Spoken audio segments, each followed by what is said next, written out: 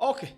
Assalamu alaikum wa rahmatullahi wa barakatuh. Nsabo nyambo ntambulize video eno etuke kuli muyimbi.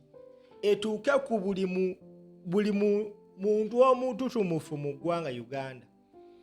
First and foremost, video kutusibwako banaffe aba Mumon Construction Company. Bakabaka bakawaji bakakensa muku zimba amayumba. Oyagala ennyumba ey'ekiroto kyo nkwanjulira bannaffe abo aba Mumon Construction bekwate besigwa ate nga besimba mu nsonga zino. Ensonga ezigenda maaso mu ggwanga erya Tanzania zongedde okubijja.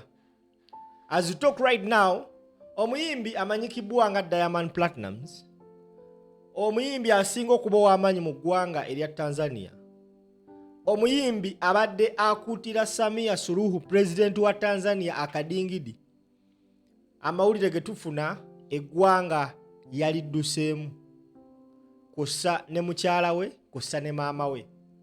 Diamond Platnumz ne mukyala we gwalina kati amanyikiddwa nga Zuchu, naye nga muyimbi, kussa ne immediate family okuli maama, eggwanga lya Tanzania baali abulidde. Diamond Platnumz yakola entegeka ze. Remember, Diamond Platnumz alina omukyala mu buli ggwanga lya East Africa.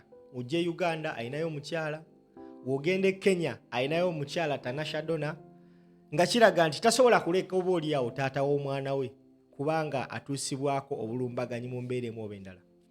Amawulire ge tufuna, Diamond Platnumz ali mu Mbaasa gye yagenza okufuna obubudamu oluvannyuma lw'abantu okweswanta nga bamunoonya nga bawera okusanyawo bizinensi ze. Ensonga abantu ze bawa Diamond Platnumz ono bo balaba nti yabalyamu olukwe. Abantu bagamba nti before nga tanna meetinga omukyala Samia Suluhu, Diamond Platnumz yaliko omusajja omunaku.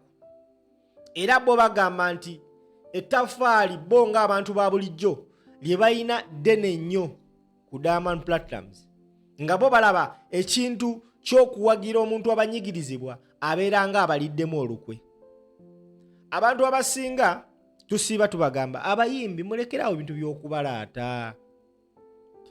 Wobanga olidde akasendeko, for example wa Museveni, kalye sirika tokudaalira oba tobalaata. Emu ku nsonga lwaki Abatanzania bakaawu era ekyayetedde Diamond Platnumz yesterday, Platnumz olwategere nti kitabuse yagenze ku social media platforms zonna najjayo buli kafaananyi konna ng'ayogera oba ng'awaana Samia. Naye erabira nti eno generation y'abantu babuufu. Eyo screenshot ze nali nagikuba dda, saamanya nti oba nja kugyetaaga gye bujja naye nagiina. Diamond Platnumz awakulaga yali awaana Samia Suluhu. Eyo post zonna yazijjeeyo, teyakoma kukola posts. Oba oliayinza okugamba zino post abaana bazifabricatinga bakozesa AI. Waliwo ne videos ze yakola, video esinze osaculatinga ku social media abantu esinze obbanyiiza bassebo ne bannyabo yeno video kanjikulage. Diamond Platnumz yavaayo n'akola video ng'agamba Abatanzania nti mulekeraawo complaininga buli kiseera nti gavumenti ayogera abalaata, abantu bakomplaina gavumenti, tetulina mirimu gavumenti. Yavaayo n'akola video ng'agamba abantu mulekeraawo complaininga buli kiseera nti gavumenti, mugende mukole. Naye Diamond Platnumz y'omu yaliko mu mbeera ey'okweyiiya. Yeno video njagala mugirabe ate tugende mu maaso. Nsaba otambuze video eno ngenda kutuusaako buli kimu ekikwatagana ku bayimbi e Tanzania, naye sooka olabe video eno. Kwenye kila awamu walilalamika tuwape nchi waongozi wao. Kauli fupi, fanya kazi. Yaani mwisho siku sio tunafanya kazi juu. Hakuna mtu anapewa za bure hapa. Hii si pera za bure, Mario apewa za bure, Yusa apewa za bure, Dimbo zipa za bure. Fanya kazi. Mwisho wa siku ni kufanya kazi. Na sifanya kazi na asifaye. Fanya kazi asile. Fanyeni kazi, acheni malalamiko. Usipokuwa na kazi utamwekea mtu mbaya. Utamwekea Alright. Video eyo Diamond Platnumz yagikola ennaku z'omwezi nga 2 omwezi ogwa September guno omwaka. Guno omwezi gwe tulimu. Eyo clip Diamond Platnumz yagikolera ng'agamba Abatanzania nti mulekerawo complaininga ku bukulembeze bw'eggwanga. Mwe abantu yemmwe buzibu.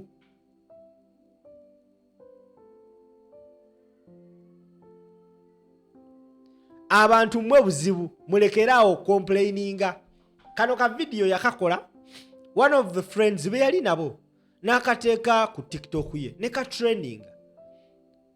Naye tebamanya nti obudde bwe buti bugenda tuuka and people are going to use these videos against Diamond Platnumz. Bino yabyogera nga yeekaza nga mukalu olw'okuba nti yali amaze okufuna ejjuguli lye okuva ew'omukyala. Kyekyo kye mbagamba mu abayimbi mwogera nga ababalaata waneeno naye ensi esobola okyuka n'obulwako ogenda okunywa amazzi. Diamond Platnumz bino yabyogera ennaku z'omwezi nga 2 September. Guno omwezi nga 2 nga wabula just few weeks ku kulonda. Nga takimanyi nti wagera tukawo akaseera nga takyalina access ku by'obugagga byakoze mu Tanzania. Wetuukerera essaawa zino Diamond Platnumz tasobola kusalimbira ku ttaka lya Tanzania kwazaalwa. Ensonga ki? Ebigambo byayogera nga abalaata. Kubanga agambye abantu nti mulekeraawo complaininga ku bukulembeze bw'eggwanga. Mugende mukole yemmwe buzibu. Naye ng'abantu bakomplaini bagamba bannaye embeera gye tulimu mbi e Uganda. Emisolo mingi. Abatujijika emisolo si buzibu bwaffe. Emirimu tewali. Abavubuka basomye bamaze okusoma tewali mirimu. Kati gw'ogamba abantu nti you are the problem. Genda okole. Omwana akole mulimu ki? Nga gavumenti etaddeewo mbeera nnuŋŋamu esobola kubanga buli omu akola. Abantu bagezezzaako okukozesa emikutu egy'enjawulo nga bakomplaininga ku bibi gavumenti ya Suluhu bye batuusaako. Omuntu kwe bandisuubidde nti alina okutuusa eddoboozi lyabwe eddene yakola videos ng'abalaata bubalaasi. Essaawa zino takyasobola kulinnyana mu nnyumba gye yeezimbira Tanzania. Abantu bagamba bino ebintu byonna by'okoze bivudde mu ssente zaffe. Yes, Samia Suluhu yakuwa ssente. Nezi yakuwa fa bamusasula ssente za wa musolo z'oliko. Kati gwalaba video eno gyaloteke mu comment section. Obeeko muyimbi gw'oŋŋamba gw'olaba asuubirwa okubeerako mu mbeera eno singa kino ekizibu kijja wano e Uganda. Muyimbi ki gw'osuubira ayinza obeera mu mbeera Diamond Platnumz gy'alimu.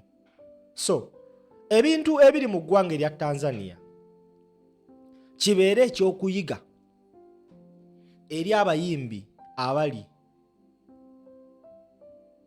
mu Uganda. Samia Suluhu kye yasooka okukola yakwata abayimbi bonna abali voka ab'amaanyi e Tanzania era abantu babalistinze buli muyimbi ne musajja wange Alikiba naye bamutwaliddemu. Bonna tebakyalabikako. Eyabadde ebweru yasigaddeyo ate eyabadde mu Tanzania yaddukiddewo ng'akimanyi. Day 3 lunaku lwa 3 abantu bakyekalakaasi bagamba ekimala kimala. Samia Suluhu ayina okuvaako. Tambuza video eno bampita simple.